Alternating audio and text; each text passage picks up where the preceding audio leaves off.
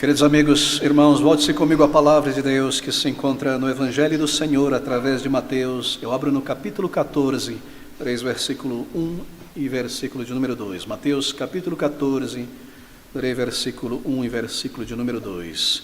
Naquele tempo, ouviu Herodes, o tetrarca, a fama de Jesus, e disse aos seus criados: Este é João o Batista, ressuscitou dos mortos, e por isto estas maravilhas operam neles. João Batista, um exemplo para os servos do Senhor. Esse é o nosso título nesta manhã. Meus queridos amigos, nós damos continuidade à narrativa de Mateus, no Evangelho do Senhor Jesus Cristo. E nós chegamos neste ponto em que ouvimos pela última vez a respeito daquele grande servo do Senhor Jesus, João o Batista. Devo recordar o que nós vimos em estudos anteriores, que Batista não era o seu sobrenome, mas em referência àquilo que ele fazia. Ele batizava. João, o que imergia as pessoas, o batismo de arrependimento, daí João o Batista. E se abre agora diante de nós uma genealogia interessante, uma narrativa que toma uma espécie de flashback, voltando alguns meses atrás, então voltando ao presente, onde nós nos encontramos aqui no capítulo 14. Nós ouvimos no versículo 1 a respeito de Herodes. Naquele tempo ouviu Herodes, o tetrarca, a fama de Jesus. Deixe-me começar por aqui, esclarecendo algumas coisas. Este não é o único Herodes na palavra de Deus. Na verdade, há 6 Herodes no Novo Testamento, não apenas um. Alguns têm a tendência de confundi-los, misturá-los, mas são 6 na verdade. Primeiramente, nós ouvimos a respeito de Herodes, o Grande, mais conhecido dentre todos os Herodes. Nasceu no ano 74 a.C., reinou na Judeia até o ano 4 depois do Senhor Jesus Cristo. Seu pai fora chamado de Antipas, ele era um edomeu, pai de Herodes o Grande, isto é, um descendente de Esaú. E a sua mãe era da ilha de Cipros, uma descendente árabe, procedência árabe. Assim, era um homem que tinha uma mistura de judeu muito pequena, uma formação judaica, mas uma aparência árabe. Ele foi rei de toda a Judeia como uma espécie de rei cliente do Império Romano, isto é, Roma dominava sobre aquela região, não havia rei em todo o domínio romano senão César, mas eles estabeleceram reis clientes, subordinados nas regiões em que o Império Romano se espalhou. E nesta região da Judeia, Israel, Herodes nessa época era o rei para os romanos, daí rei Herodes. Nós lemos sobre as suas grandes construções, por isso ele foi apelidado de o Grande. Ele foi responsável por construções belíssimas, por maravilhas da engenharia e da arquitetura. Você já deve ter lido algo a respeito da expansão do segundo templo. O templo de Neemias, ele expandiu porque estava ali no topo do Monte Sião, e ele construiu uma espécie de alpendre em volta, fazendo uma terraplanagem, criando um alpendre, o que nós lemos a respeito do alpendre, o pátio dos gentios e tantos outros. Então foi apelidado aquele templo em seu nome, Templo de Herodes. Mas na verdade é o templo de Neemias, o segundo templo, não construído por Herodes. Mas esta obra arquitetônica, magnífica, foi produto da mente daquele homem. Nós lemos também sobre o massacre dos inocentes. Ele manda matar todas as crianças até 2 anos de idade, na região de Belém, por ciúme, por inveja, porque ouviu a respeito de Cristo, isto é, de um menino que nasceria em Israel como o rei dos judeus. Ele é recordado por este fato também. Nós mencionamos ainda outras obras arquitetônicas, como a cidade de Cesareia Marítima, onde há aquele aqueduto que permanece em pé até hoje. Ele construiu o forte de Massada, naquele grande monte, no topo daquele monte em Massada, à beira do Mar Morto. Ele construiu também o forte Macareus, do outro lado do Mar Morto, hoje na Jordânia. Nós vamos ler um pouco mais a respeito disso. Ele era responsável pelo monopólio da extração de piche, asfalto do Mar Morto e a venda disso aí. Ele e uma de suas esposas tinham também o domínio da extração de metais preciosos naquela região. Assim, era um homem riquíssimo, tinha grande influência junto aos romanos e era temido por muitos. Ele também construiu o forte de Heródio, E nós lemos sobre estas maravilhas arquitetônicas de Herodes, assim ele ficou conhecido. E a primeira vez onde nós lemos sobre este primeiro Herodes, me permita delongar um pouco aqui, porque é importante para o pano de fundo do nosso texto. A primeira vez que nós ouvimos sobre ele está em Mateus, abra comigo, no capítulo 2, no versículo 1. Este é Herodes o Grande. Mateus capítulo 2, versículo de número 1. E tendo nascido Jesus em Belém da Judéia, no tempo do rei Herodes, este é o Herodes o Grande. Ele irá reinar poucos anos após o nascimento do Senhor Jesus Cristo. E esse Herodes o Grande, com suas muitas esposas, teve 5 filhos. Um deles chamado Herodes Arquelau, outro Herodes Antipas, outro Filipe. Nós não mencionaremos os demais, porque eles não aparecem tanto aqui no Novo Testamento, mas um desses filhos de Herodes o Grande teve 2 filhos chamados rei Agripa, ou Herodes Agripa I e rei Herodes Agripa II. Bem, Herodes Arquelau, venha comigo no capítulo 2 ainda, no versículo de número 22, ele é agora mencionado. Este é um segundo Herodes, não mais o Herodes o Grande, mas no versículo 22 nós lemos: e ouvindo que Arquelau, isto é, Herodes Arquelau, reinava na Judéia, em lugar de Herodes o Grande, seu pai, receou ir para lá, mas avisado num sonho, por divina revelação, foi para as partes da Galileia. Herodes Arquelau, filho de Herodes o Grande, dominava ou governava aquela região da Judéia. Ele era o filho mais velho. Ele conhecia muito bem a história de seu pai, muito provavelmente a mensagem dos reis do Oriente sobre o nascimento do Messias. Isso estava na memória dele, assim, o Senhor avisado por um anjo, por um sonho, segue em direção ao norte, para a Galileia. E na Galileia, quem dominava nesta época era um dos filhos de Herodes o Grande, chamado Herodes Antipas. Assim, o reino de Herodes o Grande, com a sua morte, foi dividido em 4 partes. Metade dele dado ao filho mais velho, Herodes Arquelaus. 1/4 dado ao outro filho, Herodes Antipas. E o outro 1/4 dado a Herodes Filipe, ou simplesmente chamado de Filipe. E nós lemos então a respeito deste Herodes Antipas, chamado aqui no capítulo 14 de Herodes o Tetrarca. Este é o terceiro Herodes, o outro filho de Herodes o Grande. Ele é chamado de tetrarca porque tetrarca é uma denominação de governo sobre 1/4 da tetra parte de uma região. Herodes, que dominava 1/4 parte da região, e a região que caiu em suas mãos, Herodes o tetrarca, ou Herodes Antipas, foi aquela região da Galileia, Pérea. Lembre-se que nesse período os romanos dominavam mais do que a região oeste do Rio Jordão, para dentro da Jordânia, e Herodes Antipas também tinha domínio sobre aquela região. E nós lemos por último sobre Filipe, Herodes Filipe, que herdou também 1/4 do reino, em Mateus capítulo 14, no versículo 3. Observe: porque Herodes, isto é, Antipas, tinha prendido João e tinham amarrado e colocado no cárcere por causa de Herodias, mulher de seu irmão Filipe. Este é o terceiro Herodes, Herodes Filipe. Um dos filhos de Herodes o Grande teve um neto chamado Agripa, ou Herodes Agripa o Grande, que reinou sobre a Judéia poucos anos após a morte e ressurreição do Senhor Jesus Cristo, ano 37 ao ano 44. Nós lemos sobre este Herodes Agripa lá em Atos, abra comigo no capítulo 12, dos versículos 20 ao versículo de número 23. Aqui está um outro Herodes, este é Agripa. Atos capítulo 12, versículo 20 ao versículo 23. E Herodes estava irritado com os de Tiro, este é Herodes Agripa I. Mas estes, vindo de comum acordo ter com ele, e obtendo a amizade de Blasto, que era o camarista, pediam paz, porquanto o seu país se abastecia do país do rei. Era um dia designado, vestindo Herodes Agripa as vestes reais, estava assentado no tribunal. Ele fez um discurso, e o povo exclamava: voz de Deus e não de homem. E no mesmo instante feriu o anjo do Senhor, porque não deu glória a Deus, e comido de bichos expirou. Este é o Herodes que foi comido de bichos e expirou, Herodes Agripa I, neto de Herodes o Grande. Então nós temos aqui o bisneto de Herodes o Grande, filho de Agripa I, chamado de Agripa II.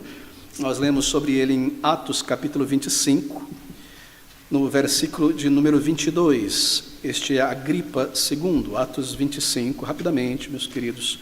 Peço a sua paciência com estas datas e cronologias para firmarmos o pano de fundo aqui. Capítulo 25, versículo de número 22. Estas palavras: então Agripa, isto é, Herodes Agripa II, filho de Agripa I, ele é bisneto de Herodes o Grande, disse a Festo: bem quisera eu também ouvir este homem. E ele disse: amanhã o ouvirás.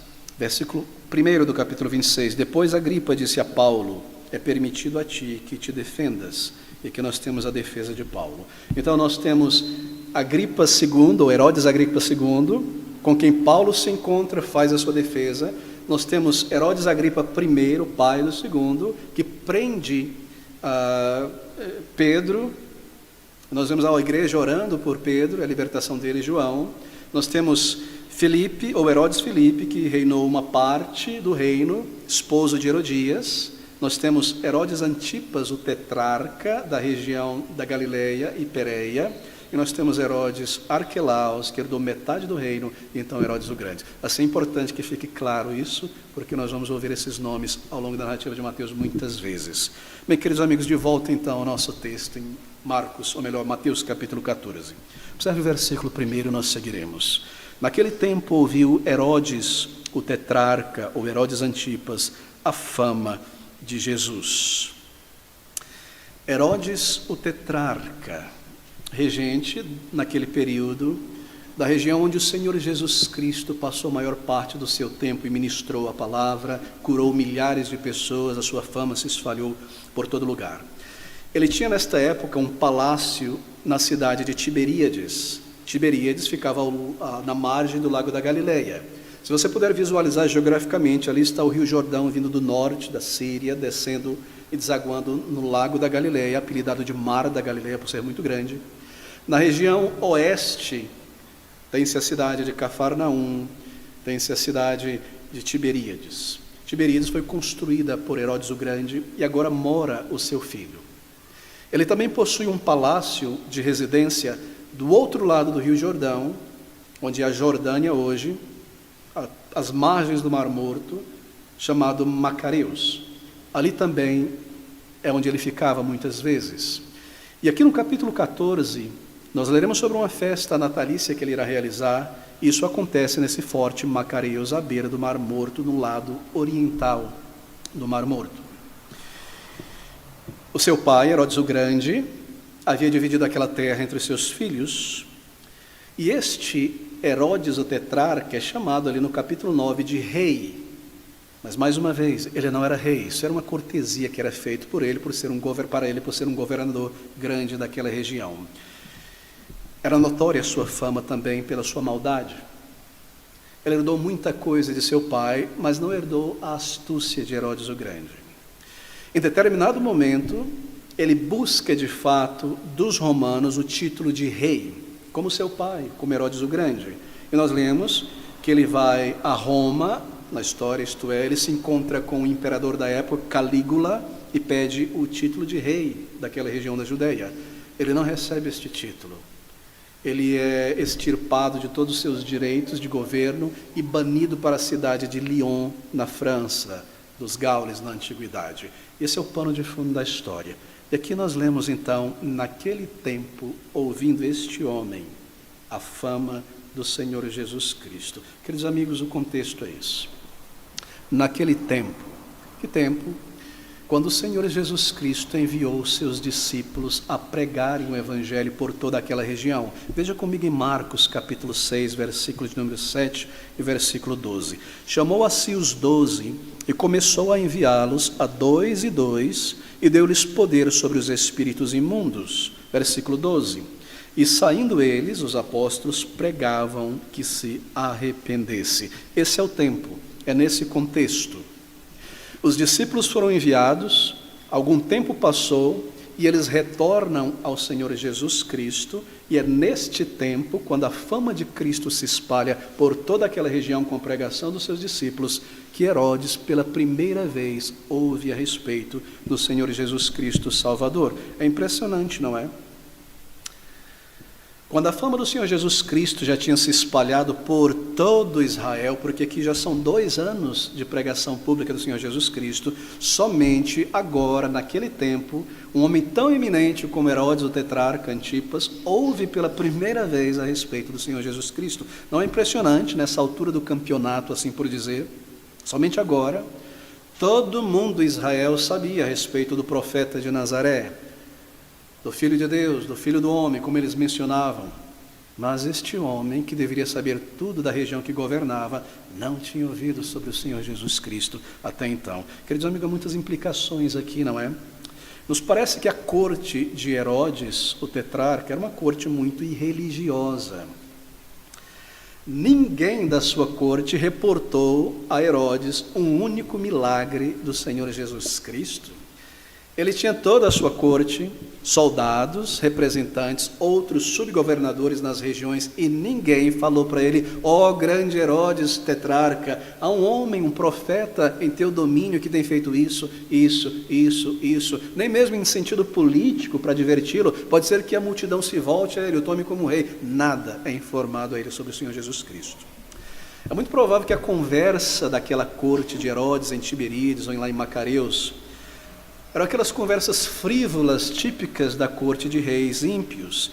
Talvez informações sobre as brigas entre os irmãos, os filhos de Herodes, os ciúmes, talvez algumas notícias da corte romana lá na Itália, que estava acontecendo no centro do mundo, na grande capital, talvez as ameaças do pai de sua esposa, ele ainda não tinha casado com Herodias, talvez outras informações, o desenvolvimento técnico, tecnológico, o avanço do poder dos Herodes e sua família por todas as regiões, mas nada, ninguém disse ao rei nada a respeito do Senhor Jesus Cristo. É impressionante. Somente a corte de Herodes não sabia sobre o Senhor. Bem, isso nos faz pensar, queridos amigos, quão trágico pode ser a fama e a riqueza para algumas pessoas. Porque a riqueza ou a busca por bens materiais, avanço financeiro, conforto material, torna uma pessoa completamente ocupada com essas coisas, com a sua vida. Como negociar mais, como ganhar mais, como investir melhor, a minha fama, quantos likes eu tenho, eu preciso contratar pessoas para fazerem marketing do meu nome na internet e tudo mais, e toda a sua vida é voltada a isso, e esta pessoa é mantida longe do conhecimento do Senhor Jesus Cristo, Salvador. Não é interessante? Eu me recordo apenas uma faísca próxima a pessoas de sucesso. Quando era menino, adolescente, jogava futebol num time lá de Goiás, em contato com certas estrelas de futebol, como Túlio, e também alguns cantores famosos aí, como Leonardo, que jogavam bola. E ouvindo a conversação dessas pessoas, ali nos bastidores do estádio Serra Dourada, as conversas eram típicas de pessoas ímpias. Não havia nada de moral, não havia nada a respeito da vida, da eternidade, do bem, de Deus. Eram simplesmente coisas a respeito de dinheiro, o carro que iriam comprar, a caminhonete que iriam comprar, as festas, o número de casamentos que teriam e coisas dessa natureza. E anos e anos e anos, décadas passaram desde então, e você lê a respeito dessas mesmas pessoas, e tudo que preocupa estas pessoas é o corpo delas, depois dos 50 anos de idade, as suas casas, quanto dinheiro tem, onde vão ser conhecidos, que países vão cantar e coisas dessa natureza. Décadas passaram e você não ouve absolutamente nada sobre o Senhor Jesus, sobre a alma eterna, sobre o destino da vida deles. Quão terrível não é buscar riquezas e buscar fama? E não se cumpre, no caso de Herodes e sua corte, de tantas pessoas, o que diz a palavra de Deus, que aqueles que buscam por riqueza, traspassam-se a si mesmos com muitas dores. Toda a sua vida é vivida nessa intriga, e nessa bolha, neste pequeno aquário, até que a vida termine. Queridos amigos, a questão dos males de buscar notoriedade na sociedade, prosperidade material.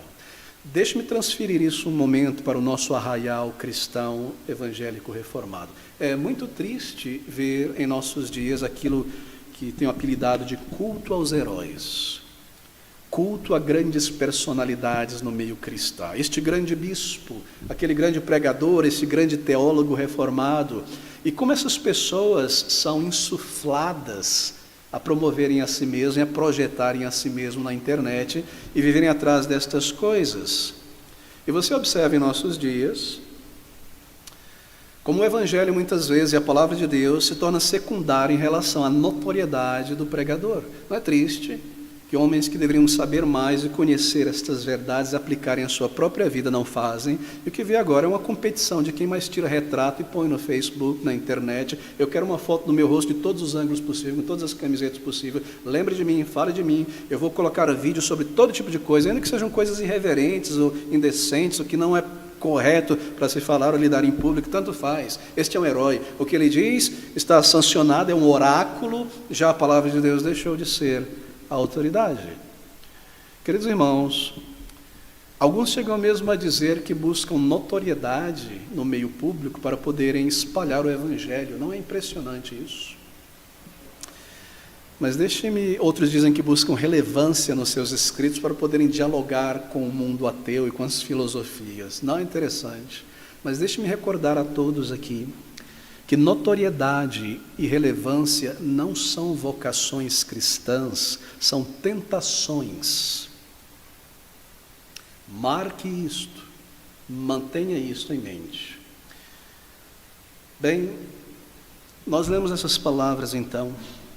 Naquele tempo ouviu Herodes, o tetrarca, a fama de Jesus e disse aos seus criados: este é João o Batista, ressuscitou dos mortos e por isso estas maravilhas operam nele. É interessante. Era um homem supersticioso, era um homem cheio de crendices, tinha suas crendices dumeias, trazidas por seu pai, suas crendices romanas, dos deuses romanos e gregos, misturado com coisas judaicas, cria em todo tipo de coisa. Certamente ele não estava aliado com os saduceus, que não criam na ressurreição dos mortos, muito provavelmente com os escribas e fariseus, porque em um determinado momento, os herodianos e os servos dos escribas e fariseus vão tentar o Senhor Jesus Cristo. Mas aqui está um homem cheio de crendice. Isso é típico de grandes líderes ímpios, que dizem ter uma religião. Na verdade, eles não nominam a sua religião, eles dizem: eu tenho minha espiritualidade. Eles usam termos vagos como esse: espiritualidade, uma espiritualidade, quero avançar em minha espiritualidade, aumentar, melhorar. Esse é o termo vago que se tornou na moda, não é? Mas quando você perscruta um pouquinho a vida deles, essa espiritualidade mistura tudo. Eles dobram o joelho a todos os tipos de ídolos, seja o espiritismo, seja o catolicismo romano, seja as igrejas evangélicas da prosperidade, dos chamados sinais e milagres. Onde quer que eles se tornem populares, candidatos à presidência, a governo, estão adorando todos os deuses. O importante é serem conhecidos. E esse homem era típico desses governadores. E ele imaginava, na sua crendice, que por alguma razão, de alguma maneira, João Batista, que não tinha feito nenhum milagre, ressuscitou agora e foi incorporado de grande poder e está realizando estas maravilhas que operam nele. Era um homem realmente supersticioso, mas um homem cheio de temor, porque pessoas que andam desta maneira, sem o conhecimento do Deus vivo, estão sempre em temor. Mas veja, não foi essa a opinião inicial dele ao ouvir sobre o Senhor Jesus Cristo, porque nós lemos que inicialmente ele não declarou: este é João Batista que ressuscitou na pessoa de Jesus Cristo. Abra comigo em Lucas, no capítulo 9, no versículo 18 ao versículo de número 19. Ele compartilhava da opinião da maioria das pessoas. Marque aí Lucas capítulo 9, volte a Mateus capítulo 16, versículo 13 a 14. Deixe marcado Lucas, nós lemos em Mateus o seguinte: e chegando Jesus às partes da Cesareia de Filipe, interrogou os seus discípulos, dizendo: quem dizem os homens ser o Filho do Homem? E eles disseram: uns João Batista, outros Elias, e outros Jeremias, ou um dos profetas. Vá agora para Lucas capítulo 9, versículo 18 e versículo de número 19. E aconteceu que, estando ele só orando, estavam com ele os discípulos, e ele faz a pergunta repetida: quem dizem as multidões que eu sou? Elias, João Batista, um dos antigos profetas. E no capítulo de número 23, no versículo 7 ao versículo de número 12, marque aí por gentileza, nós lemos que este Herodes, o tetrarca, o Antipas, que cria que o Senhor Jesus Cristo era João Batista reencarnado, ele se encontra com o Senhor Jesus Cristo. Ele mantém, inicialmente, a mesma opinião das pessoas, nós lemos em Lucas capítulo 9, mas posteriormente ele é convencido por sua crendice e temor e afirma aqui no capítulo 14 de Mateus, não, esse é João Batista, ele não é nenhum profeta, ele não é Elias, este é João Batista que ressuscitou. E desde aquele dia ele deseja muito ver este homem, operador de milagres, ver o seu rosto, porque ele cria ser Jesus, João Batista reencarnado. Mas então ele se encontra com o Senhor Jesus Cristo em Lucas capítulo 23, do versículo 7 ao versículo de número 12. Observe como este encontro. Lucas 23, versículo 7. E sabendo que era da jurisdição de Herodes, tetrarca, remeteu o Senhor Jesus a Herodes, que também naqueles dias estava em Jerusalém. E Herodes, esse é o Antipas, o tetrarca, quando viu a Jesus, alegrou-se muito, porque havia muito que desejava vê-lo, por ter ouvido dele muitas coisas, e esperava que lhe veria fazer algum sinal. E interrogava-o com muitas palavras, mas ele nada lhe respondia. E estavam os principais sacerdotes e os escribas acusando-o com grande veemência, e Herodes, com seus soldados, desprezou-o. E escarnecendo dele, vestiu de uma roupa resplandecente e tornou a enviá-lo a Pilatos. Volte ao capítulo 14 de Mateus. Ele queria muito ver o Senhor Jesus. Ele imaginava que era João Batista com a sua autoridade, porque João falava e Herodes ouvia. Mas quando ele chega ao Senhor Jesus Cristo, ele se alegra não pela pessoa do Senhor Jesus, porque finalmente eu posso ver esse homem que eu sei que é João Batista. Ele veio me condenar e ele está preso agora. Ele começa a inquirir João Batista, ou melhor, o Senhor Jesus Cristo. Tu és João Batista, não é? E isso e aquilo mais e aquilo outro. E o Senhor Jesus se mantém calado, em silêncio. E este silêncio do Senhor Jesus Cristo, proposital, porque ele não deveria aqui defender a si mesmo, mas ir ao Calvário como uma ovelha muda, levada pelos seus tosqueadores, levam Herodes a pensar que ele era um homem comum, sem qualquer valor ou autoridade, não respondia nada. Vamos ridicularizá-lo, vamos humilhá-lo. Coloque nele uma capa de rei e mande ele de volta a Pilatos, para ser escarnecido. Então lá ele recebe uma coroa de espinho, e Pilatos o mostra à multidão dos judeus, aqui o rei de vocês, que peça, que piada, e o escarnecem, eis o homem, o escarnecem diante de toda a população. Mas aqui nós temos então essa personalidade, este Herodes, um homem que herdou do seu pai toda a malícia e ganância, cheio de crendices, cheio de maldade, nós leremos cheio de sensualidade e luxúria, e o resultado de suas ações. No versículo 3 ao versículo de número 4, nós então seguimos e aprendemos isto. Porque Herodes, e aqui está então o início do flashback, Mateus ele começa a olhar no retrovisor da história alguns meses atrás, ele faz a pausa na sua narrativa e introduz aqui um flashback histórico sobre o que acontecera. Porque Herodes tinha prendido João e tinha o amarrado e colocado no cárcere por causa de Herodias, mulher de seu irmão Filipe. Porque João lhe dissera a Herodes, não te é lícito possuí-la.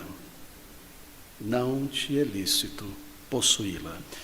Nós lemos agora sobre Herodias, uma das piores personagens em todo o Novo Testamento. Herodias é, no Novo Testamento, aquilo que Jezabel foi no Antigo Testamento. Herodias também era neta de Herodes o Grande, isto é, filha de um dos filhos de Herodes o Grande, com Aristóbulos. Perdão, o filho Aristóbulos de Herodes o Grande, era casada com um irmão de Aristóbulos, com o filho de Herodes o Grande, isto era, casada com seu próprio meio-tio. Cada um dos filhos de Herodes o Grande foi com uma mulher diferente. Um destes filhos teve Herodias. Herodias então casa-se com seu meio-tio, Filipe, o tetrarca. Ela deixará Filipe, seu tio, tetrarca, e se casará com Herodes, seu tio, meio-tio, o tetrarca. Assim, ela era sobrinha dos dois. E a história dela é esta. Em uma viagem de Herodes a Jerusalém para ir a Roma buscar o título de rei, ele encontra-se com seu irmão Filipe em Jerusalém, porque Filipe residia ali, nos dizem os historiadores, estava ali entre ele e Roma. Encontra-se com Herodias, sua sobrinha, casada com seu irmão Filipe. A seduz, é claro, e de alguma maneira ambos concordam, os dois irmãos concordam, que ela deixaria Filipe e se casaria com Herodes. Isso então acontece. Porém, Herodes já era casado com a filha do rei da região da Síria, do norte do Líbano atual, Aretas. Aretas, ou melhor, a filha de Aretas, esposa de Herodes, parece uma daquelas novelas horríveis, não é? É exatamente isso. A filha do rei Herodes ouve a respeito desta trama, enquanto Herodes segue para Roma buscar o seu título de rei, pede autorização de Herodes para sair de Jerusalém e ir para o forte Macareus, do outro lado do Jordão. Indo para lá, ela foge em direção ao país do seu pai, para ficar com seu pai. Seu pai Aretas, ouvindo sobre estas coisas, se torna um grande inimigo de Herodes, o tetrarca, e começa a organizar guerra contra ele. E o resultado é que, em uma determinada guerra, Aretas destrói todo o exército de Herodes. Herodes vai a Roma buscar o seu título. Sua esposa atual, Herodias, que havia deixado seu irmão Filipe, vai com ele para Roma. Em Roma, chega-se a informação do que acontecera lá na Judéia, desta guerra, deste atrito, que Herodes havia deixado sua esposa legítima para se unir à sua sobrinha. O rei Calígula não dá o título de rei, o destitui de todos os seus direitos e o bane para a região da França, onde é Lyon. E Herodias, em seu único ato em toda a história aqui louvável, vai com ele para Lyon, embora fora oferecida a ela direitos e privilégios por ser neta de Herodes o Grande. Ela não aceita e vai para essa reclusão com seu marido. Mas aqui está a Jezabel do Novo Testamento, uma mulher sórdida, uma cobra, uma mulher tomada pela sensualidade e luxúria, amante do poder. Herodes vem a Jerusalém e ela deseja deixar aquele lugar e ir para um lugar mais elevado, viver como governador de uma região.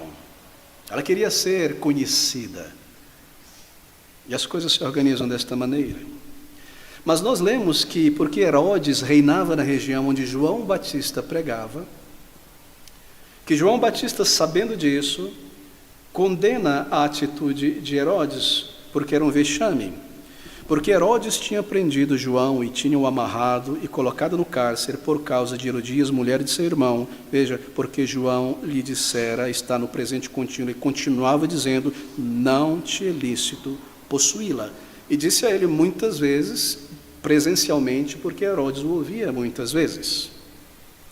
E assim, ele é preso. E ele é encarcerado.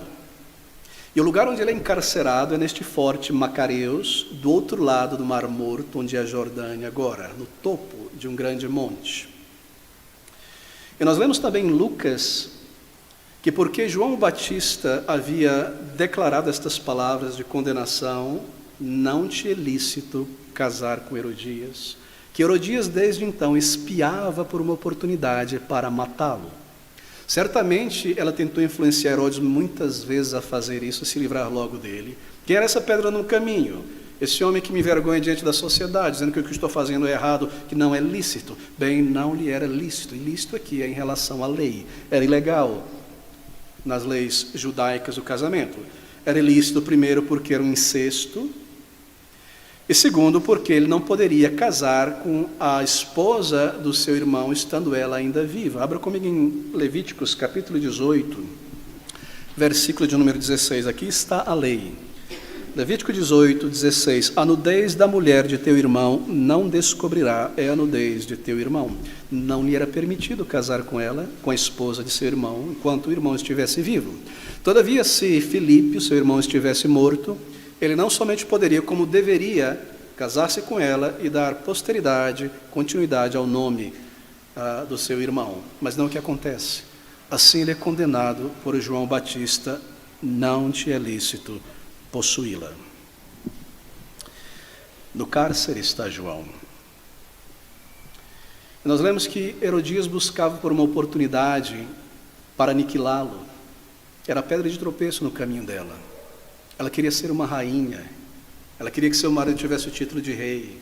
E ali estava alguém colocando em perigo o seu casamento e os prospectos grandiosos do seu futuro. E ela se irou tremendamente. E nós lemos que ela então tentava de todas as maneiras levar este homem à morte, mas Herodes, temendo uma revolta do povo na região, porque todos tinham João Batista em grande estima, por temor, não o matara. E querendo matá-lo, temia o povo, porque o tinham João Batista como profeta. Mas então nós lemos que uma oportunidade acontece. Lucas nos diz que uma oportunidade veio para Herodias. Versículo 6. E festejando-se, porém, o dia natalício de Herodes, seu aniversário, dançou a filha de Herodias diante dele e agradou a Herodes, a filha de Herodias, a filha que ela teve com seu esposo legal, Filipe, o irmão de Herodes. Josefa nos diz que o nome dela era Salomé. Provavelmente aqui na idade de 12 a 16, 17 anos. Posteriormente, esta Salomé, filha de Herodias com Filipe, casa-se também com um de seus parentes, um de seus tios. E no versículo 8 do capítulo 14, nós lemos, versículo 6, festejando, porém, um dia natalício de Herodes, dançou a filha de Herodias diante dele e agradou a Herodes. Queridos amigos, isso foi tramado, obviamente. Muito vinho ali naquele forte Macareus. Os grandes do governo de Herodes estavam ali. Muita comida, todo tipo de coisa. Então, quando todos já estavam meio que embriagados, é a oportunidade para Herodias, que tendo treinado a sua filha e roubado dela toda a pureza que algum dia lhe fora dado pelos princípios do temor a Deus, transformou, sua filha Salomé numa segunda Herodias, em sua sensualidade e em sua maldade. Ela se prepara, sua filha é enviada para dentro do salão no momento certo, quando todos já estão altos pelo álcool, e nos é dito que ela dança e agrada a todos. A típica dança do leste da Palestina, uma dança sensual, obviamente. E o agradar aqui não é a beleza artística como o balé, o agradar aqui é a sensualidade aos olhos de todos. E Herodes foi movido por sua luxúria, por sua sensualidade. Ele agradou muito, e aqueles seus convidados também, esta dança sensual da filha de Herodias. E como era um homem tolo, um homem nécio, um homem que fala as coisas sem pensar, nos é dito que ele prometeu no versículo 7, com juramento, isto é, diante de todos, um juramento real, dar-lhe tudo o que pedisse. Nos é dito em Lucas que até metade do seu reino ela daria. E ela então, instruída previamente por sua mãe Herodias, disse: dá-me aqui num prato a cabeça de João Batista. O momento chegou, o momento que ela tinha planejado, Herodias, de tirar a vida de João. Ela tentou muitas vezes, mas seu marido não o faria, manteve-o preso lá, amarrado, por temor aos judeus, não o matara, mas agora ela consegue enganar a todos, aproveitar a oportunidade para tirar a vida deste santo homem de Deus, João Batista, o homem a respeito de quem Cristo Salvador disse: não houve maior do que ele. Queridos amigos, ali está João Batista naquele forte. Haviam 2 calabouços, um parecia uma cisterna profunda onde fora lançado e amarrado. De repente, o algoz, o executor, é enviado por Herodes, que imediatamente sai daquele recinto, vai em direção àquele calabouço. Abrindo a tampa ou a porta daquele lugar, o barulho da festa, da orgia, entra João Batista e escuta tudo aquilo. Ele não sabe o que está acontecendo naturalmente. Sem tirá-lo para fora, ele é amarrado ainda, colocado em uma posição onde a sua cabeça é estendida sobre uma pedra, o pescoço é então cortado violentamente por um machado. E nós lemos que esta menina, ela não somente por sua mãe pede a cabeça de João Batista, mas veja, ela não quer isso de qualquer maneira. Ela não quer que a tragam carregada pelo cabelo ou dentro de um saco cheio de sangue, não. Ela quer que seja numa bandeja. E disse ela, instruída, dá-me aqui num prato, numa bandeja, seja ela de prata, seja ela de barro grande, a cabeça de João Batista. Ela não queria sujar as suas roupas de dança festivas com o sangue de João Batista. E assim, imediatamente, o executor leva. E ela, instruída previamente por sua mãe, disse, dai-me aqui num prato. Imediatamente, nos diz Lucas, antes que ele se esqueça, antes que o juramento é esquecido pelas pessoas, antes que a música calma, antes que a água esfrie, agora, imediatamente, eu quero a cabeça de João Batista. E nós lembramos que isso é realizado. E João é morto. E nós chegamos então ao crepúsculo de João Batista, o fim da sua jornada. Uma história muito sórdida, muito horrível, pior do que qualquer novela mexicana. Aqui está o servo do Senhor. Queridos amigos, quantas lições tremendas nós temos aqui. Deixe-me correr para a conclusão com uma aplicação sobre a pessoa de João o Batista, maior que ele nunca houve. João Batista foi aquele que fora enviado por Deus para preparar o caminho do Senhor Jesus Cristo. A respeito dele é profetizado no Antigo Testamento que ele viria. Ele veio aplanando o caminho, como uma patrola, para que o Senhor Jesus Cristo, chegando, iniciando o seu ministério público, pudesse seguir pregando o Evangelho, atraindo aqueles homens e mulheres de Israel ao arrependimento, corações tremendamente duros, falando do reino, falando da vinda do Salvador, apontando para ele. E assim, quando o Senhor vem, muitos já estavam sensibilizados para ouvi-lo. João Batista, o último de todos os profetas do Antigo Testamento. A ponte entre o Antigo e o Novo Testamento é João Batista. Ele tinha por volta de 30 anos, ou um pouquinho mais, quando ele iniciou seu ministério público.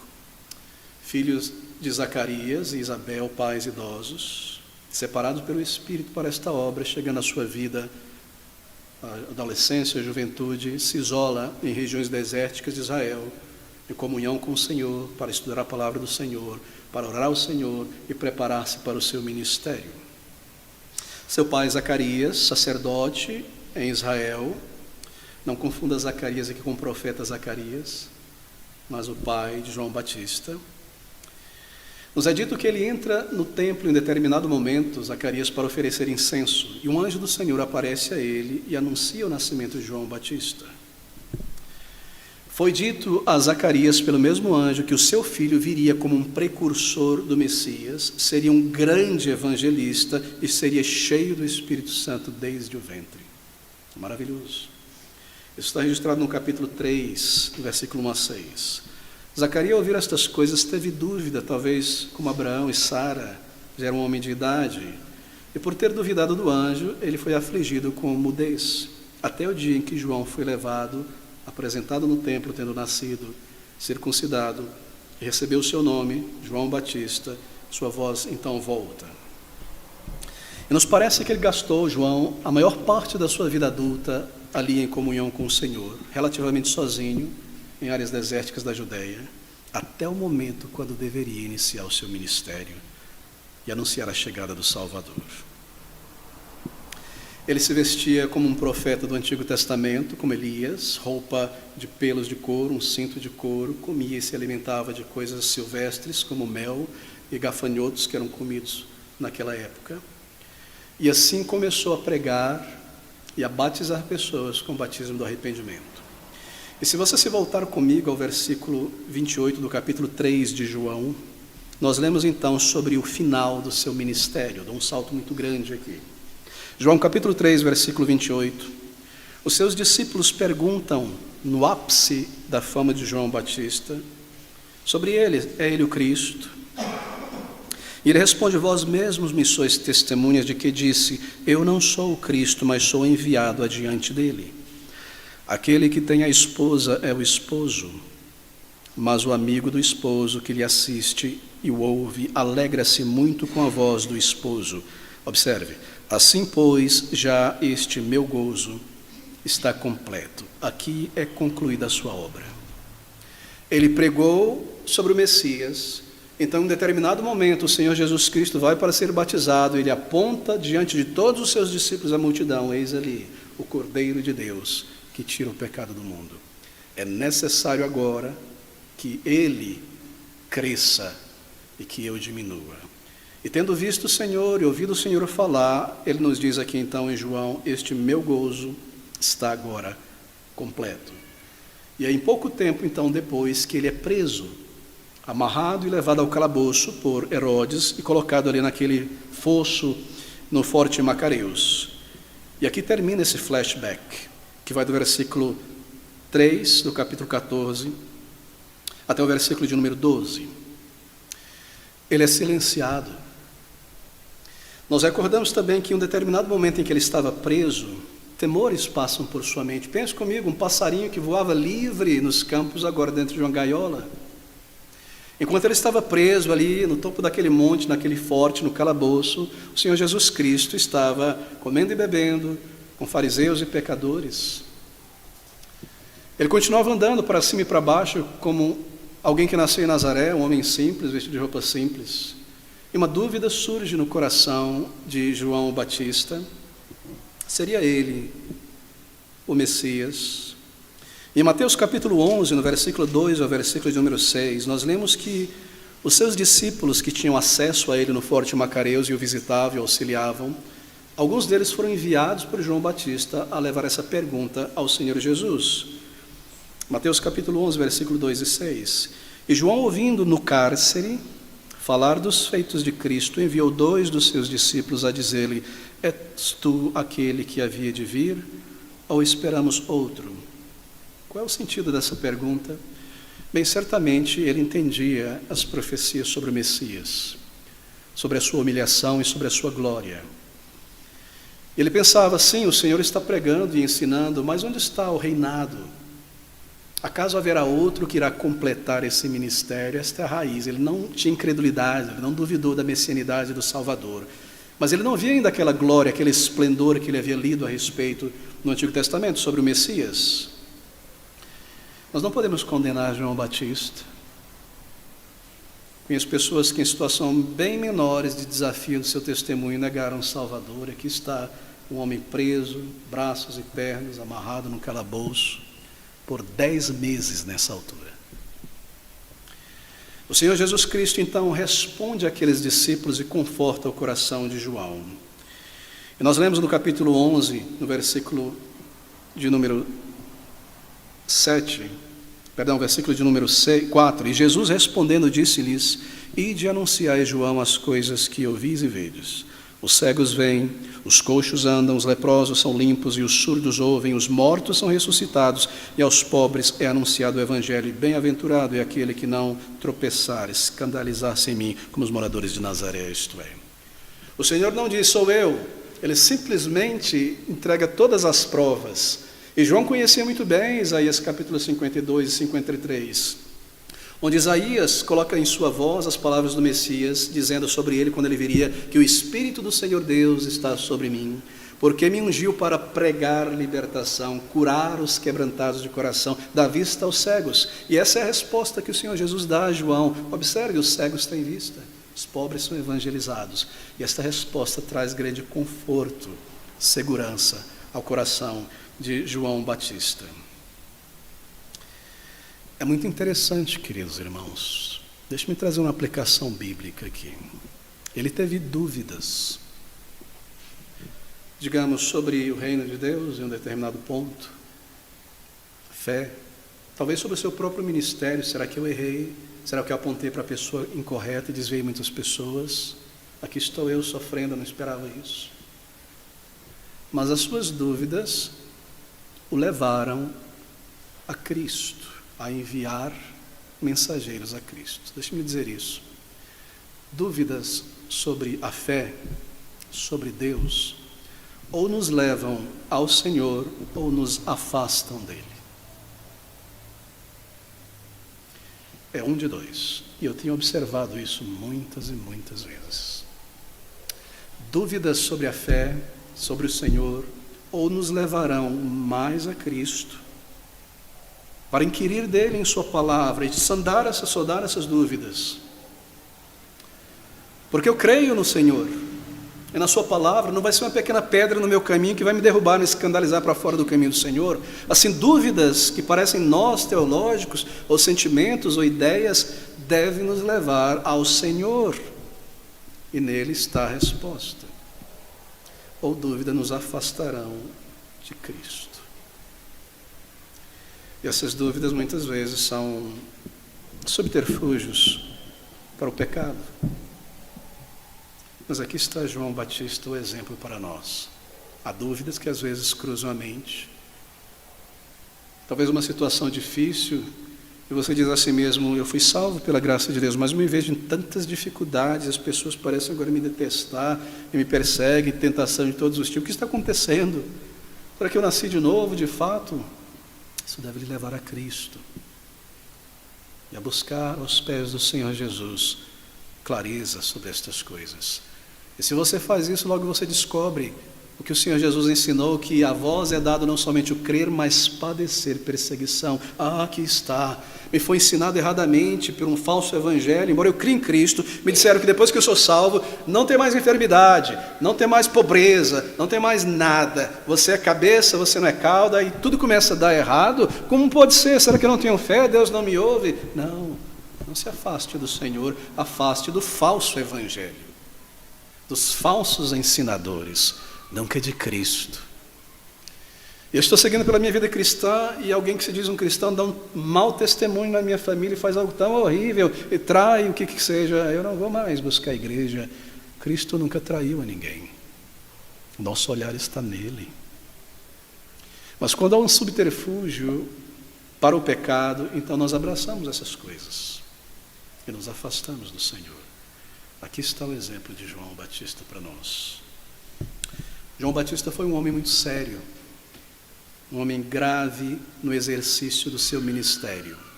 Quando você lê a narrativa do seu ensino, da sua pregação, você vê essa gravidade. Algumas pessoas às vezes perguntam, será que João Batista ria, sorria em algum momento? Bem, eu creio que sim. Sobretudo quando ele pregava da graça e do amor de Deus, sobretudo quando ele falava sobre o caminho aberto para a vida eterna, certamente ele se alegrava. E essa alegria iluminava o semblante de João Batista. Ele era como o seu mestre, que viria após ele. Algumas pessoas perguntam, será que o Senhor Jesus Cristo, no momento, riu, sorriu? Nós lemos que ele chorou, e Jesus chorou. Nós nunca lemos que ele riu, mas é claro que sim. Ele foi à cruz pelo gozo que lhe estava proposto. Ele se alegrava em ver o fruto do seu trabalho. Mas aqui está um homem sério no exercício do seu ministério. Esse é João Batista. Quando eu era menino, crescendo no meio evangélico brasileiro, havia ainda naquela época muitos pregadores sérios. Sérios eu quero dizer, pessoas que tinham temor santo a Deus. E lidavam com as coisas de Deus, a palavra de Deus, como as coisas de Deus, como de fato a palavra de Deus, isto é, com reverência. E havia homens que pregavam o evangelho e ensinavam a palavra de Deus, e você os ouvia e sentia e sabia que eles criam no que eles estavam pregando. Eles não eram como os pregadores, muitos de nossos dias, que parecem trazer uma palestra fria, teológica, respondendo perguntas e bom dia. Eles viviam aquilo. Eles sabiam que era o Evangelho, uma mensagem clara, específica. Ainda não tinha chegado essa época de que o Evangelho é tudo que você faz, tudo que você fala, isso é o Evangelho. Não, eles sabiam que é Cristo e Cristo crucificado. Arrependei-vos e crede, era a mensagem de João Batista. Arrependei-vos e crede, é a mensagem do Senhor Jesus Cristo em Marcos 1,14, quando ele inicia seu ministério público. Eles sabiam muito bem que a respeito de arrependimento e fé, sem a qual não há salvação. Eles lidavam com grande seriedade e gravidade com as coisas de Deus e levavam muito a sério o ensino da palavra de Deus. Eles não eram palestrantes desassociados da mensagem. E você percebia que eles sentiam e viam a palavra de Deus como realmente vinda de Deus, e o que eles estavam fazendo ali, eles estavam fazendo na presença, sob os olhos do Senhor. Havia um temor santo ao lidar com a palavra do Senhor ali. Eles pregavam como que na presença do Senhor. Até que na minha adolescência popularizou-se a internet no Brasil, meados dos anos 90. E chegou então, ou tornou-se notória, a geração dos pregadores rasos e superficiais e sem temor a Deus. Pregadores que queriam projetar mais a si mesmo do que a Cristo, porque agora temos internet. E eles gostavam de gracejar, se engraciar com a congregação, com a audiência, e começaram a dizer coisas com o propósito de emocionar as pessoas, fazê-las chorar para que eles gostassem dela, ou fazê-las rir para que grande pregador. E gradativamente a seriedade, a mensagem de vida ou morte do Evangelho é tirada de lado.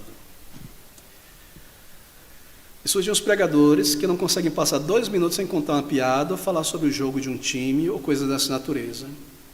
Até que nós chegamos aos dias atuais, onde você tem palhaços circenses no púlpito, cujo ministério é de piadas evangélicas e teológicas, e coisas horríveis e coisas nocivas, e pessoas arrogantes vendendo a palavra de Deus como mercadoria, que mentem sem corar a face, e têm uma autoridade, uma postura, uma aparência de autoridade espiritual, mas sem nenhum poder de piedade em suas vidas.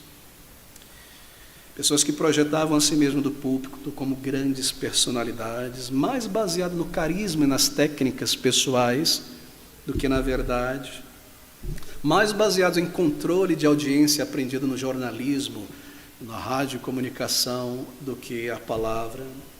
E mais o Espírito de Deus é substituído nas congregações, o Espírito que convence do pecado, da justiça e juízo, o Espírito que quebranta o coração, o Espírito que aviva é substituído pela música de fundo, pelo teatro, pela engenharia do som, para mover as pessoas à tristeza ou à alegria e coisas dessa natureza. E a música de fundo em toda pregação e no final e no apelo, que quer que seja. Já não havia mais a palavra de Deus. Ela não afetava as pessoas que eram movidas pelo Espírito na palavra. E por causa da apatia é necessário então técnicas humanas para mover as pessoas.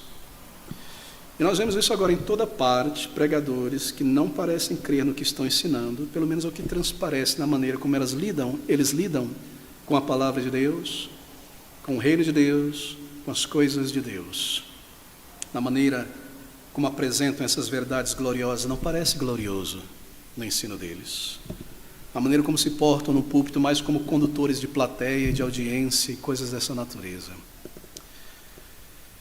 Então, queridos amigos, me perdoe falar sobre minha experiência, tendo a oportunidade de conhecer em outro lugar uma igreja com pregadores e crentes da tradição bíblica, reformada, homens sérios. Sim, sorriam quando falavam da graça de Deus, mas tomavam as coisas de Deus com grande seriedade. E você podia sentir que você estava ouvindo de fato os oráculos do Senhor, na palavra do Senhor, e que estava sendo ensinado as gloriosas verdades amadas e queridas pelo povo de Deus verdadeiro ao longo dos séculos. Então, comecei a compreender alguma coisa.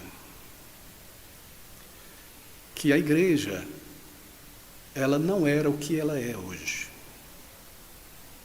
E o que nós vemos em nossos dias não é o que nós vimos na história do povo de Deus. E como Satanás tomou grande, imensa vantagem das igrejas em nosso país. Por que eu estou dizendo isso? Por que eu estou falando sobre tudo isso? Porque aqui diante de nós está João o Batista, um pregador do Evangelho. Ele prega o arrependimento de pecados e a fé no Salvador. Um homem que cria no que pregava, não somente nas verdades, mas a sua mensagem era transmitida assim. O Senhor Jesus Cristo diz aos judeus: que fostes ver no deserto uma cana agitada pelo vento, um homem que se dobra às manchetes dos jornais, aos interesses dos governos, que prega segundo o modismo para promover a si mesmo, uma cana levada pelo vento das opiniões teológicas que muda de lá para cá o tempo todo. Não, que fostes ver mais do que um profeta. João Batista, ele era um homem sério, as multidões iam ouvi-lo. Por que eu estou mencionando isso? Porque, queridos amigos, aqui está o exemplo para nós. Eu já mencionei isso tantas vezes, mas porque foi tão chocante ler a respeito disso, eu menciono outra vez. O presidente Bill Clinton e o seu caso de adultério e mentira sobre mentira, sobre mentira, sobre mentira, sobre mentira, até ser descoberto e dizer, eu pequei.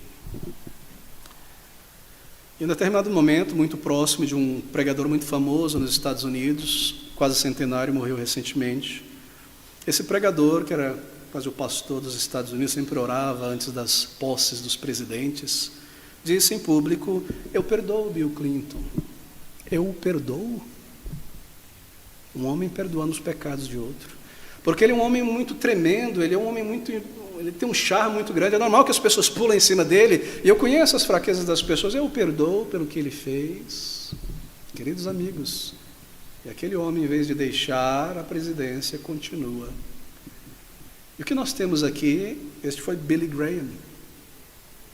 Nós temos uma cana agitada pelo vento. Não estou desmerecendo muito do seu ministério, mas é pouco conhecido, né, o fato de que ele se aliou à Igreja Católica e em suas cruzadas ele via as pessoas supostamente convertidas que levantavam a mão, vá para a igreja mais próxima da sua casa, não importa a igreja, seja uma sinagoga ou seja a Igreja Católica e coisas dessa natureza. Esse é Billy Graham, que cria muitas entradas no céu, além de Cristo Jesus, uma cana agitada pelo vento.